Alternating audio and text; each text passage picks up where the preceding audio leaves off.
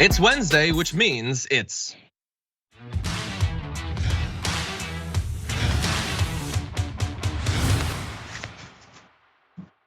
Big News Wednesday with Jayar Jackson. Jayar, how's it going? What's Big up? election wrap-up Wednesday. This is the thing, it's kind of baked in. We get the elections on Tuesdays. It's kind of, it kind of hands it on a silver platter for me to get a Wednesday where we get to respond to these things, number one. And number two, I don't mean to be a prima donna, but can we get like a trap beat on that JR Wednesdays intro? If you would like to suggest, I'm sure we can make some modifications. I will say, as we launch into this Big News Wednesday, it is admittedly a little bit arrogant of you and I to show our faces on the news when progressives like us are the cause of so much suffering politically. Anyway, we'll be talking about that later on. We have no shame. That's just. I know. We should feel shame because we did it, and we did it intentionally, and apparently we'll never learn. So, oh well. And oh my God, I see in the audience right now, there's other progressives who don't seem to understand that they should be ashamed with their head busted into the ground. Anyway, don't worry, we'll get to that later on. It is a Big News Wednesday, and we've got way too much. So, in just a little bit, we're gonna be giving you some of the election results, and we have searched far and wide for good election results, and we actually found a few. So that'll be fun. And then later on, we'll get into the media narrative about progressives. And what do you know? Donald Trump declares victory. Nobody could have seen that coming. We've got the worst candy to hand out on Halloween. And we got the teacher of the year. There's a lot of crazy nonsense. Did they find JFK Jr. yesterday? We're gonna update you on that. And along the way, if you wouldn't mind hitting the like button, sharing the stream, that would be great. With all that said, Jayar, anything we need to address before we jump into this thing? No, I had some concerns, but I think you covered them all. Thank you. Okay, now I wonder what the concerns were. Okay, well with that, why don't we jump into this thing? Phone and throw it about as far as I can. It's assault. Sir, we're all here to exercise our democratic. Now you're here to vote us into communism. Wanna be.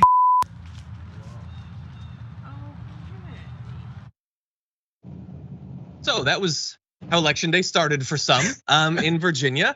A guy running up on a car and then those were bleeps, so you don't know what he said. I don't recall the first one, but the second one started with N, and I think you can fill in the gap. So it was that sort of election day. This is, after all, America, so what do you know? The election went poorly for reasons we will jump into. There were a number of high-profile losses for Democrats, both of the progressive as well as the corporate variety, so that's always fun. In Virginia, the single largest election, we've been previewing it recently. Glenn Youngkin ended up winning narrowly over Terry McAuliffe. These aren't the final results, we'll see, but it's over. It's 50.7 to 48.6. And we wanna give you just a little bit more information about Youngkin because most people don't know anything about him or what he stands for, and I include 100% of the people that voted for him in Virginia in that. So he has a personal fortune estimated by Forbes at $440 million. So you know he's got your back. You know he's gonna worry about what happens to your family. Anyway, he contributed $20 million to his own bid. Here's a fun little game for you. Work out what percentage of your savings that would equate to. For him, it's just play money. It's a goof. $20 million, who cares? I made that last week. Anyway, with that, he paid for top-tier GOP consultants and an avalanche of TV ads and prompted speculation that his sights were set beyond Virginia, where governors must step down after a single term. And why not? In America, we expect that people get elected not caring at all about their constituents or the seat they'll be filling. It's always just something more. And maybe after decades of work, they can become president, their lifelong ambition, and then they can do absolutely nothing there too. It's a fun system that we've got set up. Anyway, one more fact about him, because remember, right-wing populism, economic anxiety, they want a true champion for their economic concerns. He worked for McKinsey and Company, so I don't know, maybe him and Buttigieg can hang out sometime. A corporate consulting giant.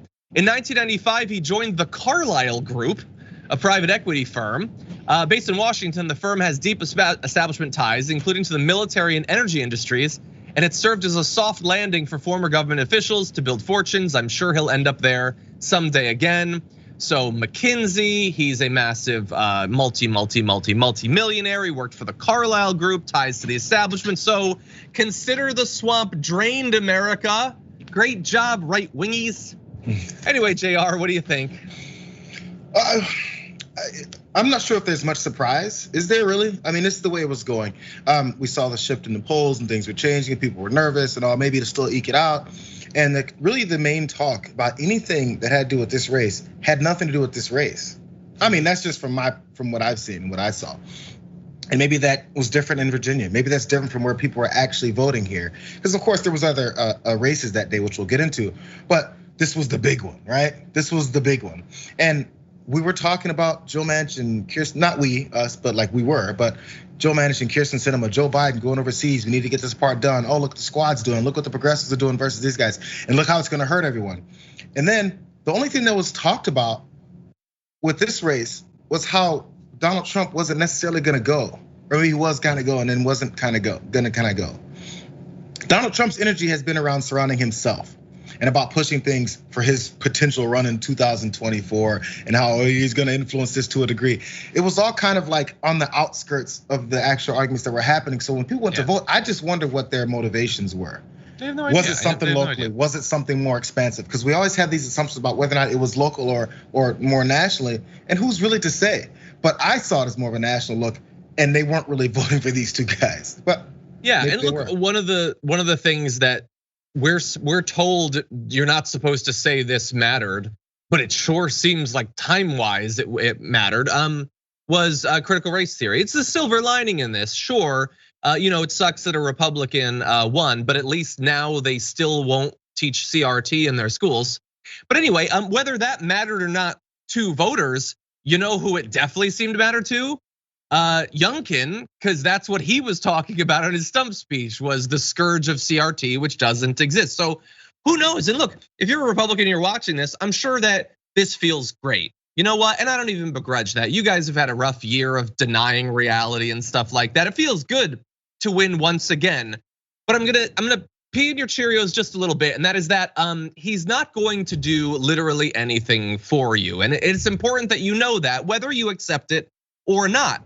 You elected a guy who is lying to you about what was happening in the state to do something that doesn't need to be done because the problem doesn't exist. If you expect that guy is then gonna be a champion for your interests in office, I've got a couple years worth of lessons coming to you, and so does Glenn Youngkin.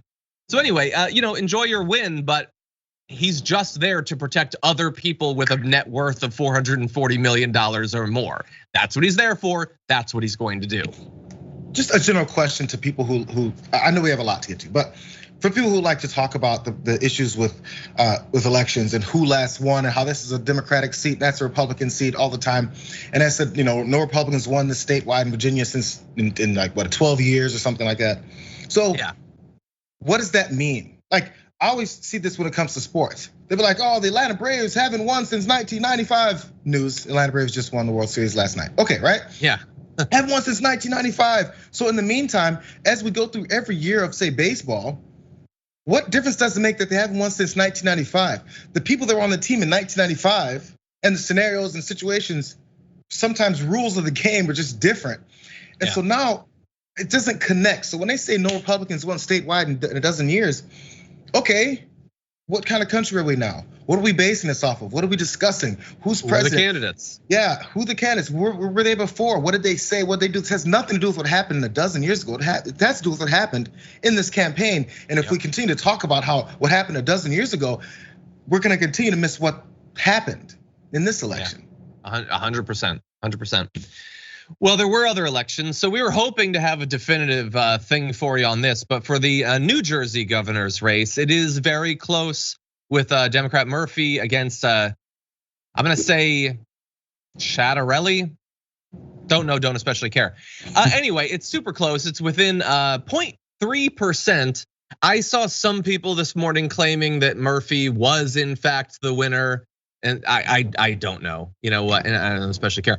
But we're hopefully gonna find out at some point. Anyway, that would at least break a little bit of the like, no, everyone lose your headlines over what happened. They'll still do it because it's convenient to attack progressives with, but it'll make it a little bit more ridiculous.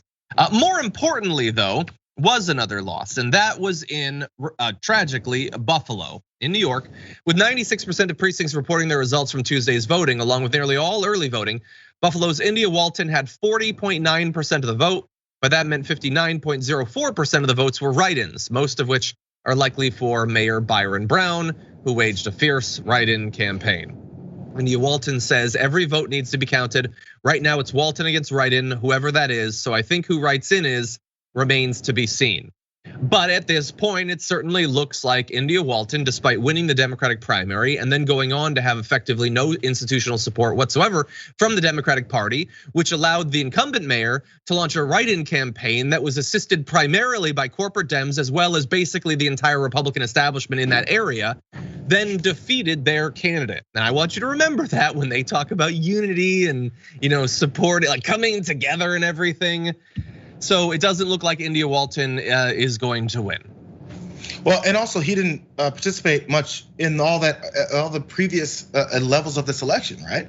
So if you just skip out on things that are happening, say, oh yeah, I'm just gonna write him because I have enough of a name recognition after people have actually voted for who they wanted. And let's make sure that I coalesce around this money backing level to come at things. This is where then, as we see these blame games go for who's at fault for what happened in each election, we're gonna ignore these types of things. So the people who voted for India Walton, so what do we think about them? What does Byron Brown think about them? What does the establishment of the Democratic Party think about their vote? What are the voters, most importantly, that voted for India Brown in that primary and said this is who we want because her policies match up with what we want? What do they think about what the Democratic Party here thinks about their vote? And do you think those people will now trust them in the future? Be like, oh yeah, anybody I vote for is who's gonna be the party's nominee? No. If you don't trust your voters, why would the voters trust you? You don't trust them all. You call them pieces of garbage and they don't really know what they're doing. And actually the real Democratic voters came out for you here. Okay, continue to find out. Because we found out in other races just how many Democratic voters will come out for you when you thumb your nose at them. Yeah, okay. Well, one of the other non-candidate specific, I'm seeing breaking news. Louis Belmont's show says Mayor Eric Garcetti tested positive for COVID-19. Bad news for Garcetti, a little bit of good news today for Anna Kasparian. Okay, so back to this. Anyway, one of the few non-candidate specific, thank you for the breaking news, by the way, Louis. Non-candidate specific updates is that Minneapolis has rejected the policing overhaul that would have effectively replaced much of the function of police with non-police services. There would still be police. It's complicated anyway. It's not going to happen. And why not? Despite all of the good that it could do, it's a big change. Americans are in some cases resistant to change because they've been made terrified of anything good ever happening. And there's, like think about the media coverage of those sorts of issues, anything having to do with criminal justice. Like the deck is obviously stacked. So, good job. There were a number of, politicians, Ilhan Omar and, all that who supported it, but it didn't end up happening in the end. Yeah, it's a gauge of where, at least this particular state is on these types of issues. They haven't figured it out yet. They still haven't seen it. And the fight continues. So yeah, maybe other versions of this type of proposals can come into fruition, but I'm sure they're hoping this won't get attempted again. But obviously, as negative policing continues to happen, people aren't just gonna continue to sit by and be like, oh, well, Minneapolis said no, so I guess we'll continue to let these guys run rampant. It's just, it's not sustainable. Yeah, 100%.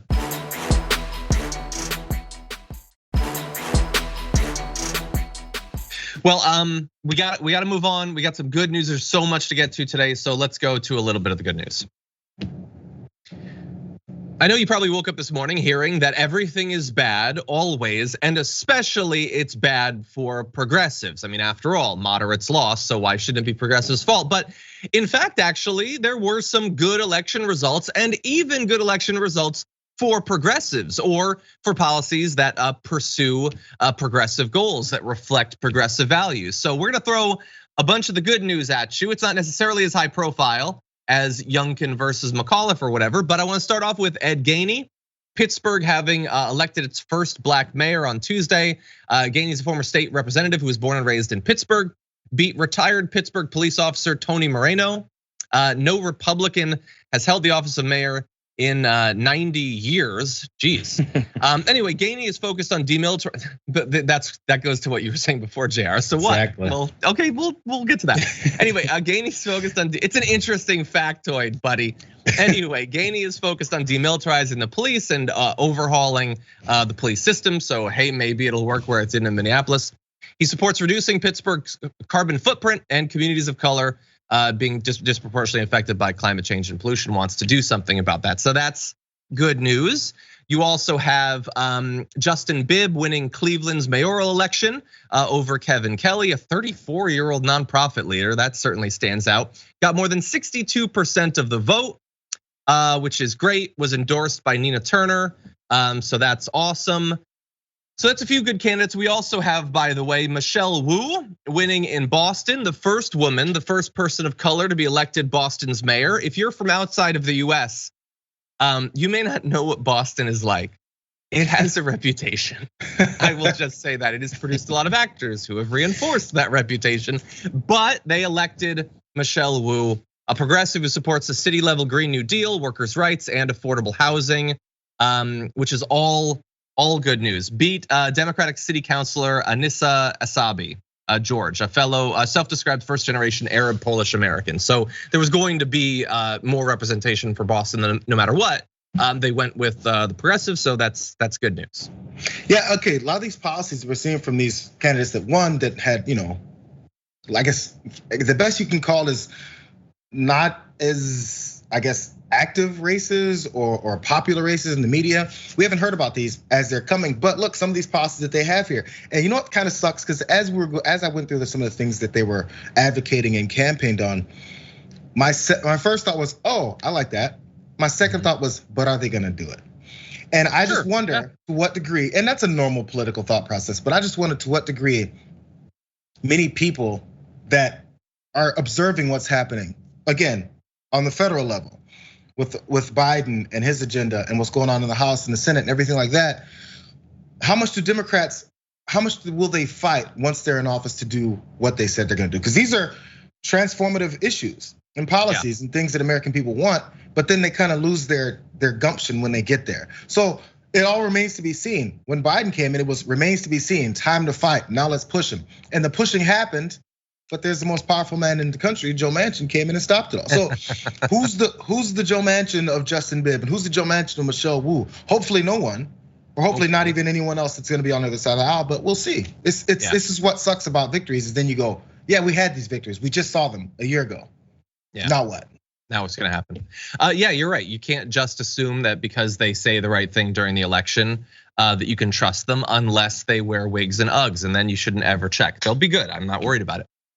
Anyway, there were other good results as well. So Roweda Abdelaziz on Twitter has a tweet sort of summarizing some of the historic Muslim American wins, including candidates for New York City Council, first Muslim woman, Shahana from BK, first Arab American and Muslim mayor of Dearborn, Michigan, first Muslim elected to the Boston City Council, first Muslim elected to the Worcester City Council. So a lot of that clustered on the East Coast, but hey, that's good. And again, you still have to see what candidates are going to do once they're politicians.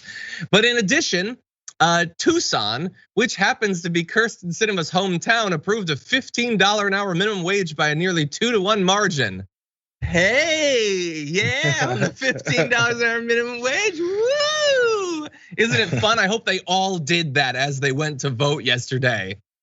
What do you know? It's popular. And wouldn't really it be great if they had representatives who actually supported what they support? And how much is this gonna be talked about? How much is this gonna be talked about? Because then every time you have Democrats that talk about, oh, it's not what the American people want, Joe Manchin keeps talking about, my West Virginians don't wanna live paid? What are you talking about? So as you see the reality of voters' actual positions and stances and what they vote on, is this gonna be highlighted every time we bring up Kyrsten Sinema now? Kyrsten Sinema rejected by her constituents because she doesn't want them to get paid what they're worth. Kyrsten Sinema doesn't think her constituents deserve to be paid. Her constituents disagree. That's what the headline should say. Kyrsten Sinema, you don't deserve it. Her constituents, yes we do. Yeah, it's a fight. Yeah. Anyway, again, like theoretically, were she to support at the state level, she would be even more popular. But again, she's already popular with the people she cares to be popular with. So that's fun. Anyway, we do have one other. So an awesome viewer of the pre-show. By the way, if you don't watch the pre-show, it takes place about 45 minutes before the show each day over at YouTube. We go live. You can sign up for notifications and all that. Let me know about one additional thing that happened. New York Proposal 2, the Environmental Rights Amendment.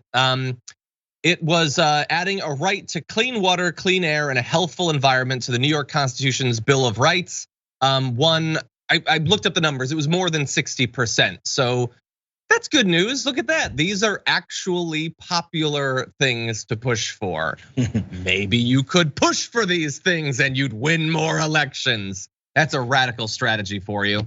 Radical. Anyway, so look, this is just not to say this is not all of what happened, obviously, and it's very easy, and I understand why you might focus on things like the Virginia's governor's race, or even India Walton losing in Buffalo. Those are unfortunate losses, certainly, especially India Walton, who came on our show and we had a great talk with her.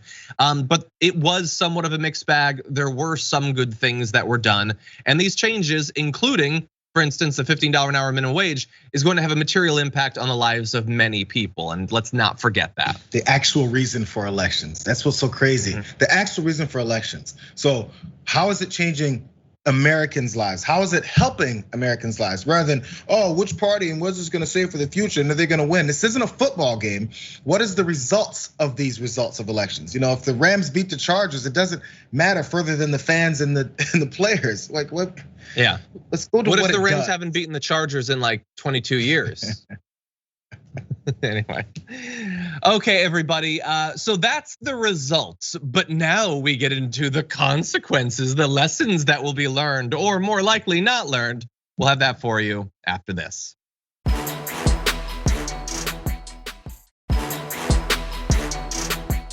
Okay, every once in a while, you need a good blood boil.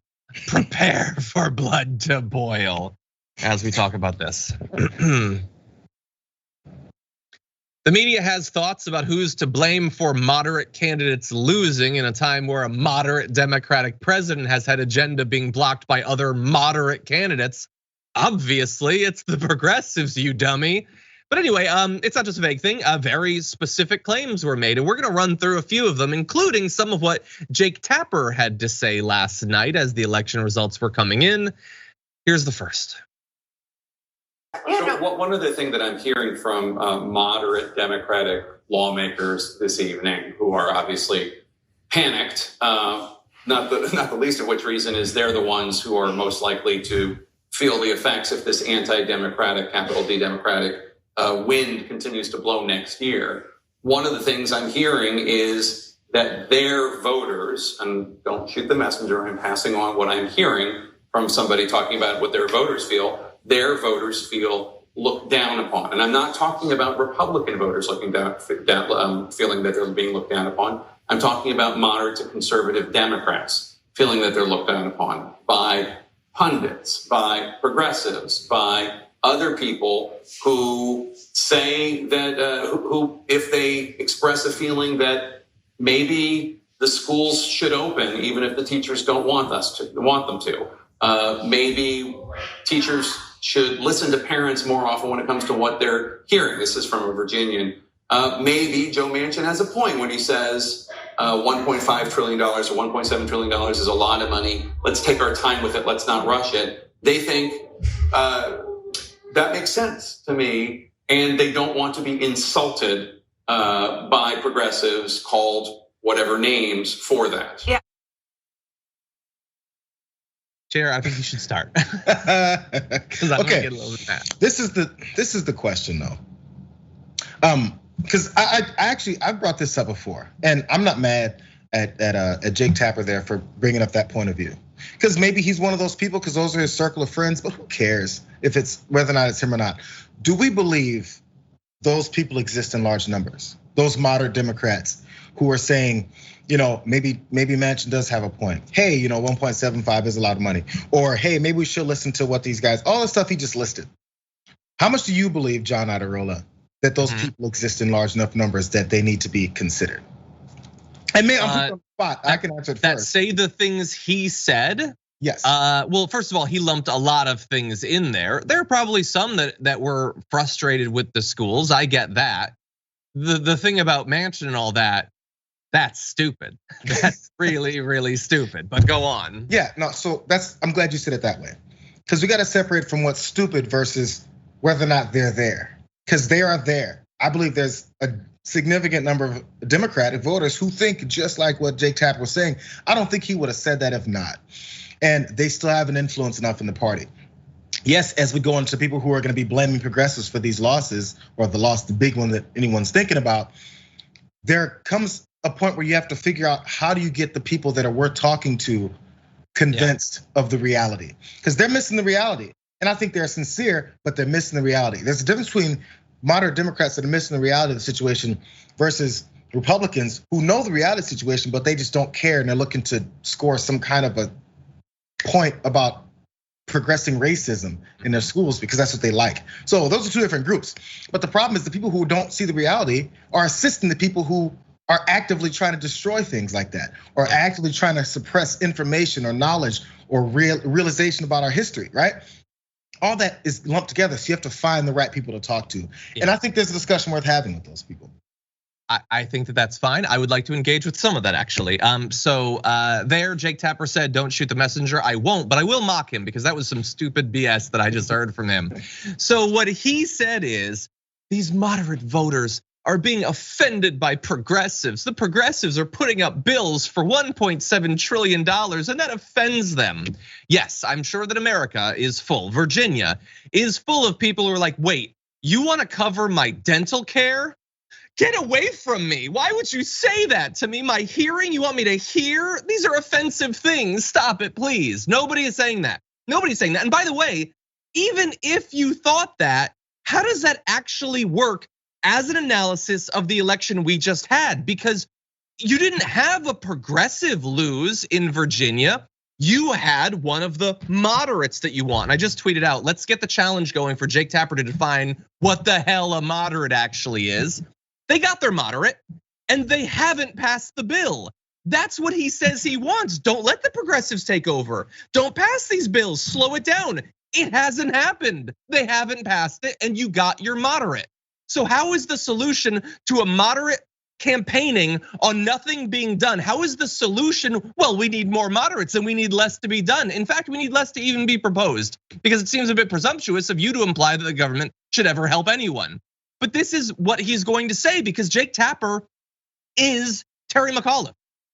They occupy slightly different roles in this whole system, but it is the same at the end of the day. The goal is the same. Terry McAuliffe gets elected to stop anything from happening as governor of Virginia. Jake Tapper hosts the news to stop anything from happening as a member of the media. Both of them are whatever moderate is supposed to mean, they both are that thing, and they are very much in lockstep. So what do you know? Shocking that after moderates lose, it's progressives' fault. That's what Jake Tapper has to say there. And I like the commitment to this message because what you wouldn't want to do in CNN's night-long blame the progressives game is, I don't know, have a progressive on. You wouldn't want to do that. That would just muddy the waters and really, it would take away the clarity of the message there. But we do have more. We have more coming from Jake Tapper, so let's play this. This is a bad night for Democrats, and they control everything. It is, I don't know if it's a rejection of the Democratic Party or the party moving too much to the left or the party not delivering on progressivism. That's for the Democrats to work out, but it is a rejection. Yeah, I mean, how am I supposed to know? This is only my entire job is to opine on these things. Maybe it's that they moved too left. Maybe it's that they didn't do anything. I'll weigh both of those things equally. Maybe it's that people are terrified that the government's actually trying to help them. Maybe it's that Biden campaigned on things. We put them in office and they haven't done any of those things. Who's to say what would be frustrating voters? What an abdication of the minimal responsibility that he's been given to analyze things. And I want to add, no, feel free to jump in. I'll have one more point about Jake Tapper before we move on to Van Jones. No, it's but fine. What do you think about that? Because it's easy to do it this way. It's easy to say the way we've always said it. this is what I think a lot of times we have to break down. No matter what your job is, this is my belief system. No matter what people's job is, eventually, majority of people, they eventually fall into this routine and repetition of what they do. News anchors like Jake Tapper don't have to think critically about the next steps for these things. They've been in the mix so long that this is just the way things are.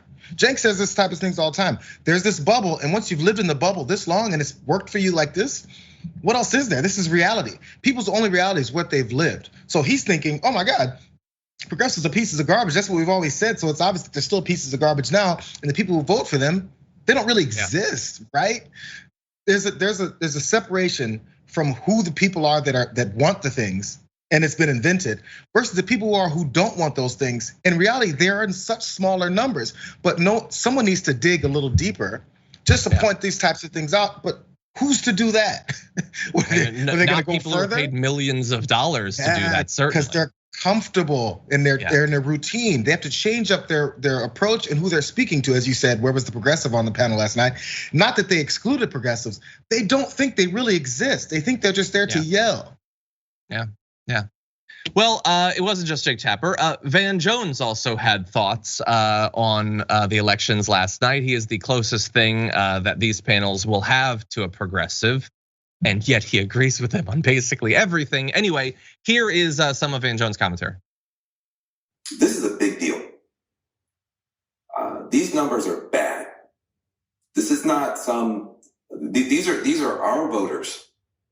These are voters that came to us in 2018, came to us in 2020, and have abandoned us in droves in 2 states that should be in our call. That's a big deal. That is a 5-alarm fire. And I think that, look, I hope we can pass these big bills. Bill Clinton was able to turn his ship around and survive after the judicial hacking in 94 by doing a lot of small stuff that just lets you know he was on your side. He was talking about school uniforms. He was talking about V-chips he was talking about all kinds. But you know what? For ordinary folks, that guy cares about me. That guy understands what I'm going through. If this party doesn't wake up tomorrow morning and figure out how can we run back to regular folks and regular folks' issues. Now, some stuff we've been talking about is good stuff. Helping grandmas, helping kids, but it's been buried, it's been lost in this cold, big DC conversation about trillions of dollars. Okay, I'm gonna try to be brief because we're running out of time, unfortunately. So they were elected in 2020. Biden actually won, and the Senate was given the Democrats. Why was that done? So that they could say, hey, we're gonna talk a little bit about school uniforms. Is that why we think that they were put in office? Maybe it was for the promises that they made. Maybe it was a repudiation of what the Republicans had been doing, which is nothing that helps regular people. But we've totally forgot about that. We're not gonna think about it. And we're gonna toss up the possibility, well, I hope that they get the big bills done, but he should really triangulate around these incredibly minor things. No one on that panel is talking at all about how wildly popular the components of the Build Back Better bill actually are. They are trying to figure out, racking their brains, how is it that McAuliffe didn't win? Why would there be a strike back against the Democrats when nothing has been done? And there are all these popular things that they said they'd do. We want them to do them, they're not doing those things. I have no idea. Maybe it's more triangulation. Maybe he should play the saxophone on Montel Williams. I don't know. What are you talking about? And by the way, again, Van Jones, who is the most progressive of all of them, at the end of the day, the progressive part of him is, I hope they do it. But his lesson is, do small things. It is, at the end of the day, fairly indistinguishable from Jake Tapper, which is, do not dream big, don't make any more promises, don't fulfill the promises that you've actually made, do incredibly small amounts of stuff, like you've been doing this year, and somehow you'll win, whereas you just lost with the strategy that I'm now articulating. Well, that's the point. No, it's an illustration. It was Arsenio Hall, it wasn't Montel Williams, I apologize. It was like 30 years ago, it was before my time. It was more fun than it was Montel Williams. I knew Sorry. I'd rather go with Montel. Anyways, so this is an illustration from Van Jones's point of view. This is an illustration of the Democratic approach to appealing to voters. It's not to do anything for them. It's to do little things that don't mean anything that look like you're doing something for them. Yeah. They keep saying it out loud, and it's the worst strategy. Now, maybe us idiot progressive pundits over here will say, hey, they're ignoring actual things that American people want and they're giving us nothing. And then, it kind of gets heard by a few people, but the folks doing it don't realize how damning of an argument that is. We got to do some things like Bill Clinton started talking about school uniforms. What does that do for people who can't afford to make sure that their kids in those school uniforms eat while they're there? Like, these are the actual issues with America, and sweeping changes are just way too radical. But Republicans have no problem doing huge sweeping changes that actually people don't want. We have problems doing sweeping changes that people do want, and it's a party of doing as little as possible to stay in power.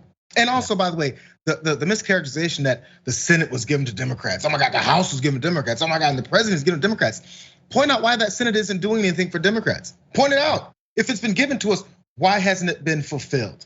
What are those two main reasons that you won't utter? 100%. Yeah. It's just, look, they're not interested in producing an accurate understanding of why what happened. They're there to deliver the same one that they always do. If the Dems win, you need more moderates. If the Dems lose, you need more moderates. If the Dems win, you shouldn't do anything. You wouldn't want to overstep. If they lose, you should bounce back by not doing anything. It is always the same message. And you should be incredibly suspicious of people who always think the exact same thing is right for literally every situation and won't even try to ground that argument in the very available public polling that we have. We literally have polls that tell you what people want, and those are not a part of this conversation about trying to figure out what voters want. Doesn't that seem a little bit weird? A little bit suspicious? They can even use their own polls. CNN does polls and they won't even use those. Anyway, we're gonna have to take our second break. The hour is burning by, but one man does want to claim victory. So we'll be returning with that in just a few.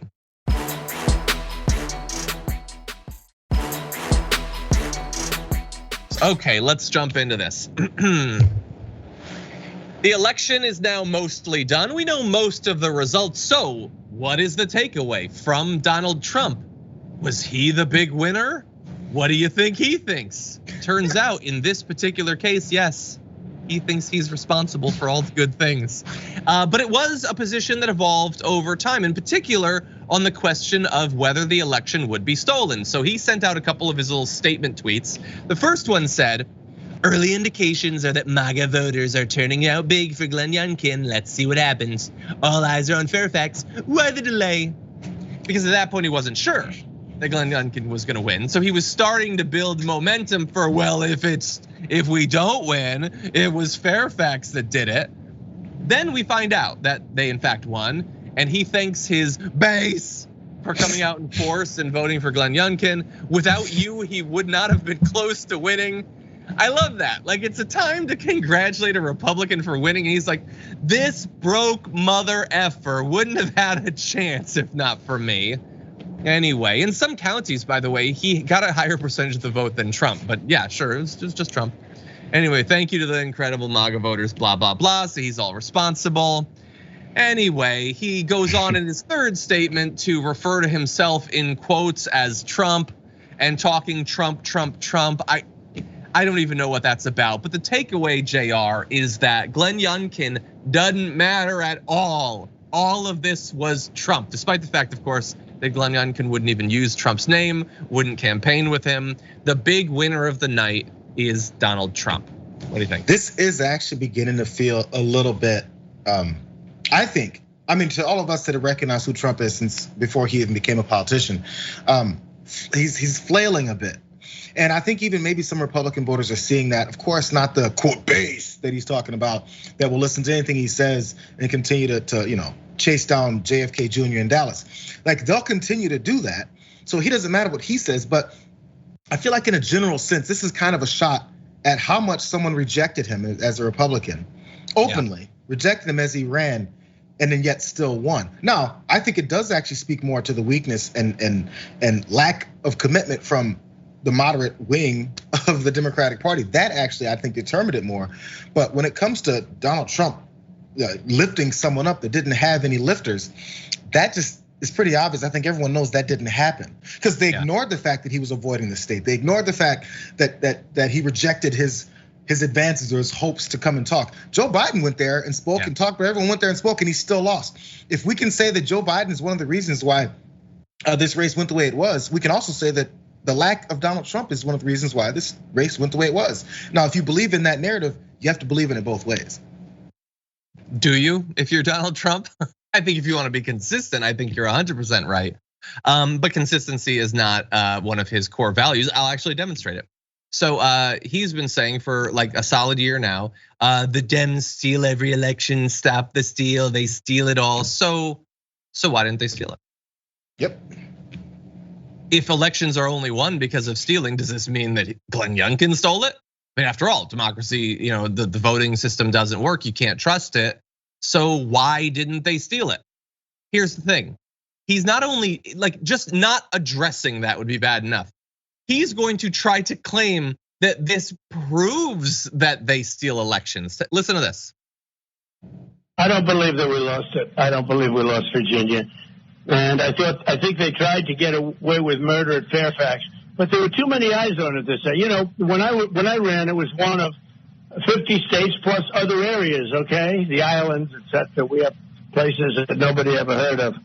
And you got to see what a mess. What a mess, this election process. No, I don't believe it. I've heard Virginia's blue and all that. I never believed it was blue. I never believed it was blue. It's something you can win. I mean, why all these people that turned out last night? Look, without MAGA, he would have lost by 15 points. Yep. More. Yep. I think more than that.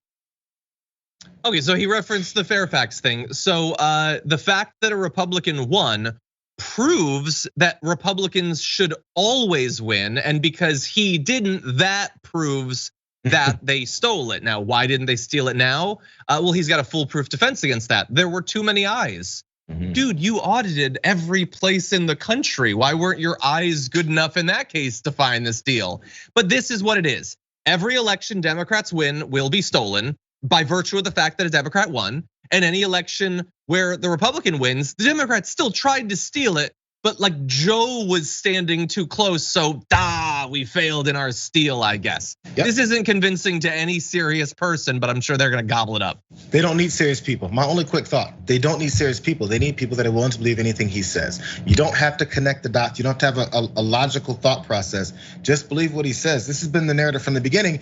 And when he says MAGA had to be there for him to win, MAGA is code word, everyone knows this, for my thoughtless supporters that no matter what I say, they'll be on board. If that's what helped you, bro, well, you can do whatever you want. And that's exactly what these types of politicians want. People that are willing to just nod their heads as you destroy their lives. Yeah.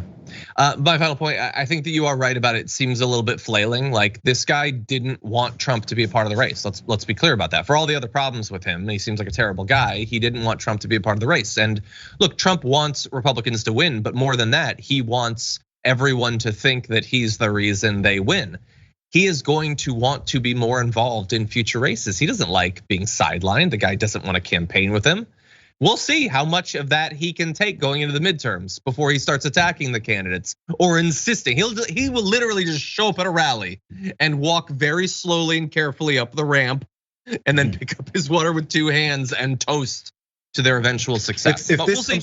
If this isn't an opening, sorry, I thought I had last one. If this isn't an opening for Democrats to finally wake, you get a chance. If this is an opening for Democrats to wake up and finally have a chance to really push progressive policies that the American people want, fine, just call them democratic policies that American people want. As we see this forming of this collision between Donald Trump and the rest of the Republican Party that is going to happen as midterms come and as 24 comes up, they're gonna be having some infighting because Donald Trump is relentless. They're gonna be fighting of who's gonna be in which direction of the party. And as we sit back and do nothing, they get to control as they're being the saviors. If you do things, voters are gonna have something to vote for and something to vote against. And it's gonna highlight their lack of an agenda. And if you don't carry through an actual agenda that American people want, it's got two sides of the party that have no agenda except for fighting these social, what are these stupid wars over bathrooms and CRT. That's what it's gonna be about, and that's what they lost yesterday. Exactly, yeah, that's not territory the Democrats will ever be able to compete on. The only chance they have is an actual agenda. And the only chance we have of getting that is choosing candidates that are freed up by their donors to be able to actually propose policies.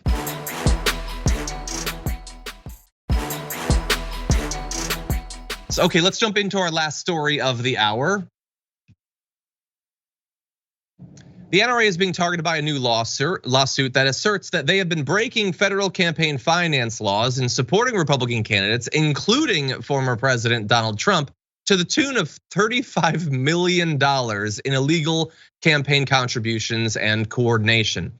This is coming from the gun control group Giffords that filed lawsuits against the NRA earlier this week, alleging that they contributed tens of millions of dollars to candidates both at the presidential level as well as in the Senate.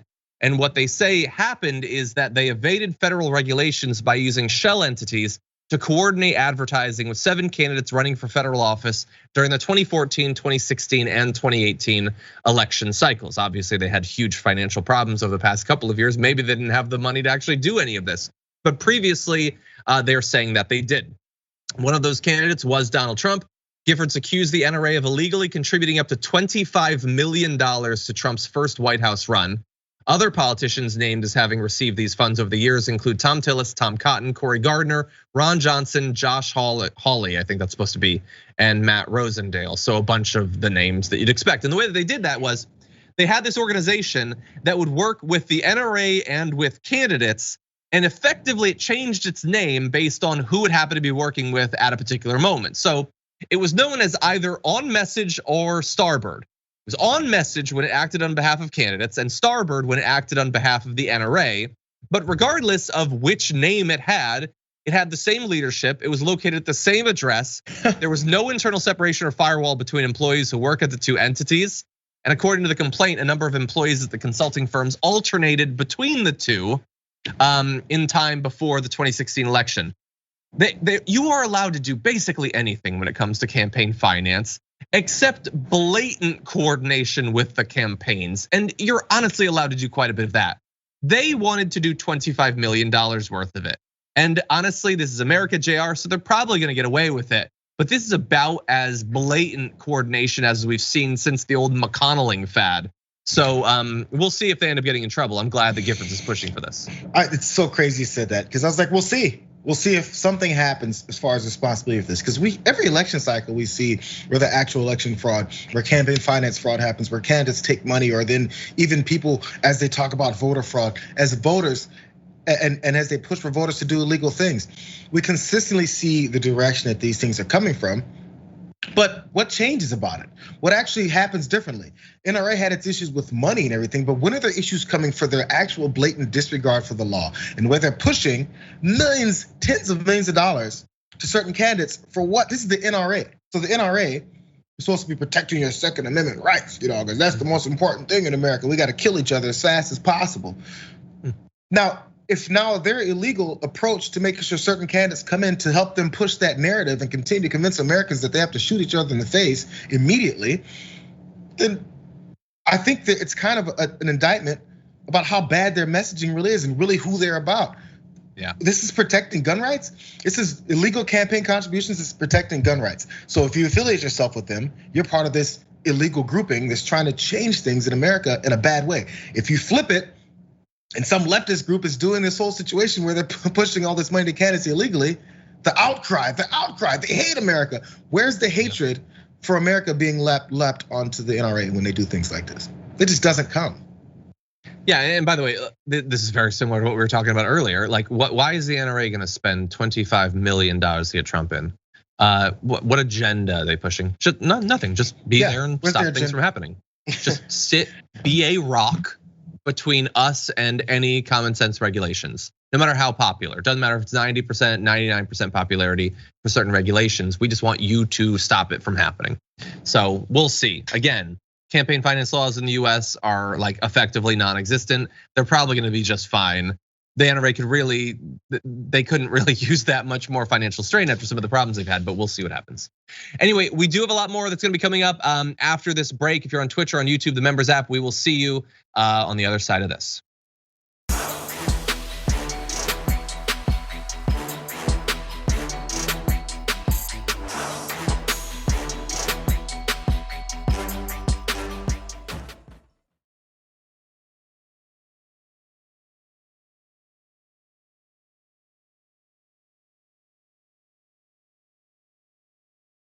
Thanks for listening to the full episode of The Damage Report. Support our work, listen ad-free, access members-only bonus content, and more by subscribing to Apple Podcasts at apple.co/TYT. I'm your host, John Adarola. I'll see you soon.